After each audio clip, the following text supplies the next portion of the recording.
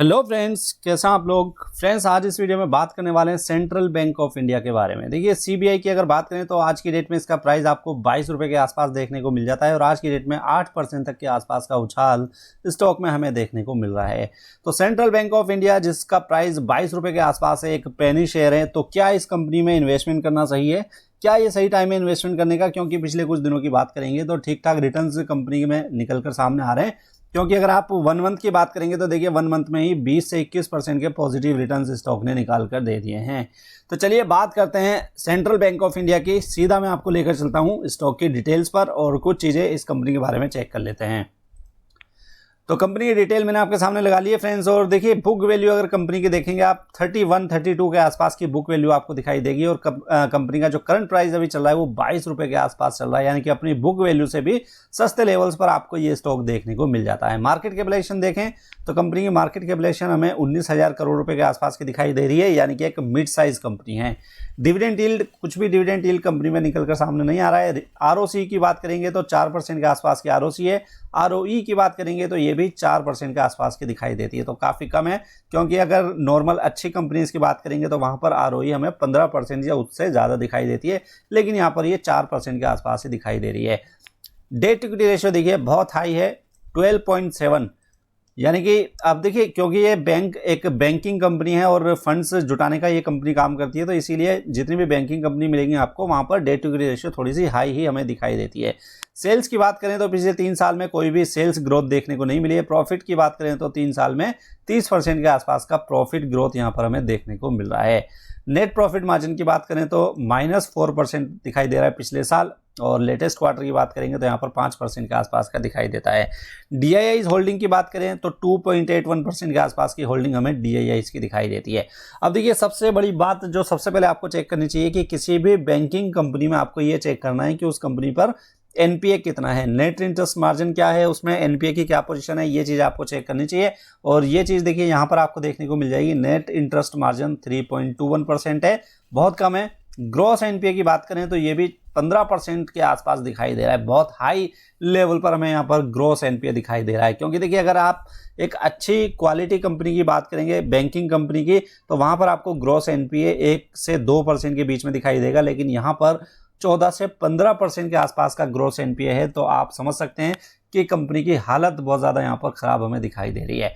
अब देखिए, कंपनी के अगर 1 साल के रिकॉर्ड आप देखेंगे तो यहाँ पर आपको पता लगेगा कि ऊपरी लेवल से लगातार गिरता हुआ दिखाई दे रहा था, 16-17 रुपए के लेवल पर पहुंचा, वहां से थोड़ी सी रिकवरी जरूर अब स्टॉक दिखा चुका है।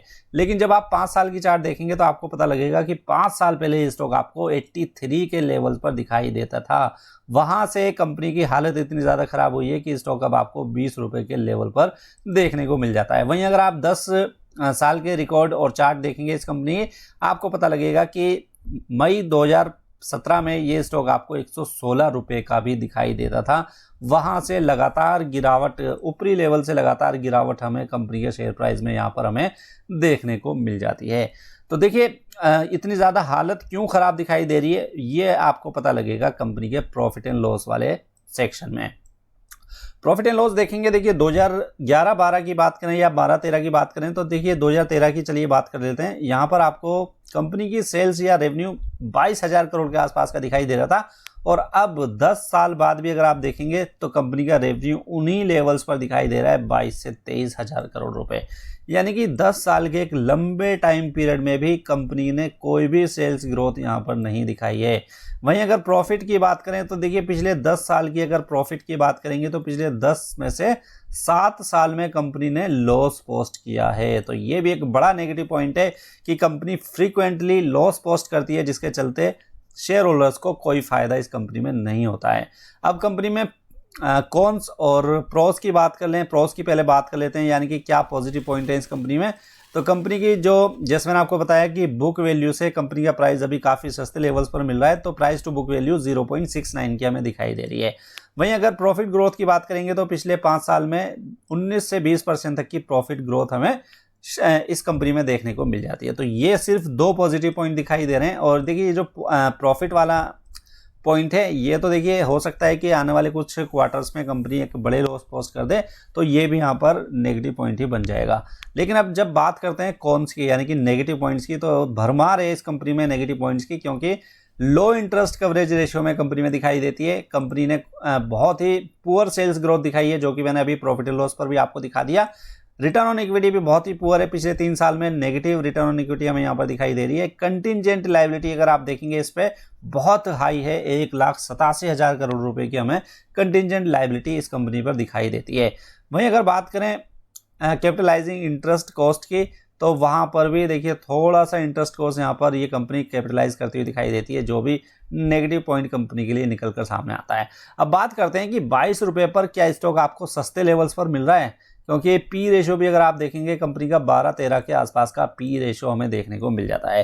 तो अभी हो सकता है कि कंपनी का प्राइस 22 रुपए पर देखकर आपको लग रहा हो कि ये तो शेयर आपको काफी सस्ते लेवल्स पर मिल रहा है, लेकिन जब आप इसको कंपेयर करेंगे इसी सेक्टर की दूसरी कंपनियों के साथ तो आपको पता लगेगा कि ये शेयर बिल्कुल भी सस्ता नहीं है। क्योंकि देखिए अगर आप स्टेट बैंक ऑफ इंडिया का पी रेशो भी देखेंगे तो उसका भी पी रेशो 12.63 के आसपास दिखाई दे रहा है, और सेंट्रल बैंक ऑफ इंडिया का भी पी रेशो 12.65 है। यानी कि जिस वैल्यूएशन पर हमें सेंट्रल बैंक ऑफ इंडिया देखने को मिल जाता है जिस वैल्यूएशन पर हमें स्टेट बैंक ऑफ इंडिया देखने को मिलता है, वही कहीं ना कहीं वैल्यूएशन हमें सेंट्रल बैंक ऑफ इंडिया की दिखाई दे रही है पी रेशो के हिसाब से।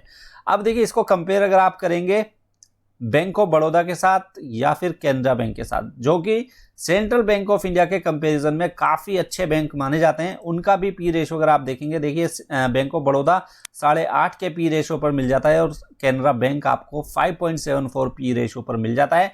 तो ये आप बात दिमाग से निकाल दीजिए कि 22 रुपये पर अगर कोई शेयर मिल रहा है तो वो आपको सस्ते लेवल्स पर मिल रहा है। सस्ता और महंगा इस बात पर डिपेंड करता है कि वो कंपनी सेल्स में क्या ग्रोथ दिखा रही है, प्रॉफिट में क्या ग्रोथ दिखा रही है, और इसके बेसिस पर पी रेशियो कैलकुलेट होकर आता है, और उस पी रेशियो के हिसाब से हमें ये पता लग रहा है कि ये शेयर सस्ता नहीं है। इनफैक्ट बैंक ऑफ बड़ौदा और कैनरा बैंक जैसे अच्छे बैंकों के मुकाबले में ये शेयर आपको महंगे लेवल्स पर मिल रहा है। In fact state bank of India के बराबर ही वैल्यूएशन के ऊपर आपको सेंट्रल बैंक ऑफ इंडिया का शेयर मिल रहा है। तो ये चीज़ आपको ज़रूर ध्यान में रखनी चाहिए किसी भी कंपनी में इन्वेस्टमेंट करने से पहले। तो अगर फाइनल कंक्लूजन की बात करें कि क्या सेंट्रल बैंक ऑफ इंडिया में इन्वेस्टमेंट करना सही रहेगा, तो मुझे लगता है कि देखिए बहुत ही रिस्की शेयर है। ग्रॉस एनपीए या नेट एनपीए की बात करें तो बहुत हाई नेट एनपीए आपको इस कंपनी में दिखाई देते हैं। तो मैं तो आपको बिल्कुल भी सजेस्ट नहीं करूंगा कि आप इस कंपनी में इन्वेस्टमेंट कीजिए, क्योंकि नेट एनपीए भी देखिए 4% के आसपास है। अच्छी कंपनियों में ये जो नेट एनपीए होते हैं वो 0.5%, 0.7% जैसे दिखाई देते हैं। यहाँ पर देख सकते हैं आप कितना गुना नेट एनपीए हमें यहाँ पर दिखाई दे रहा है। तो अगर आप रिस्क उठाना चाहते हैं, आपको लगता है कि जी 22 रुपये पर कोई पेनी शेयर मिल रहा है, तो आप आंख बंद करके इस पर इन्वेस्टमेंट कर सकते हैं, ये सोचकर कि ये पैसा आपका डूब भी सकता है, क्योंकि वे बहुत ही रिस्की शेयर है। इसके कंपैरिजन में मैं आपको सजेस्ट कर सकता हूं कि आप जो क्वालिटी कंपनी है इसी सेक्टर की, उनके आप ऊपर नज़र रख सकते हैं, जो कि इससे भी सस्ते पी रेशो के ऊपर आपको मिल जाते हैं। उम्मीद करता हूं आपको ये वीडियो अच्छी लगी होगी। वीडियो अगर अच्छी लगी तो इसको लाइक करना मत भूलिएगा। चैनल पर नए आए हैं तो इसको सब्सक्राइब जरूर कीजिए। साथ में अगर आप हमारे काम को सपोर्ट करना चाहते हैं, वीडियो के डिस्क्रिप्शन में हमने डीमेट अकाउंट ओपनिंग लिंक दे रखे हैं। अपना डीमेट अकाउंट एंजल ब्रोकिंग या ज़ीरोधा के साथ आप ओपन कर सकते हैं। तो चलिए मिलते हैं नेक्स्ट वीडियो में, जब तक के लिए गुड बाय।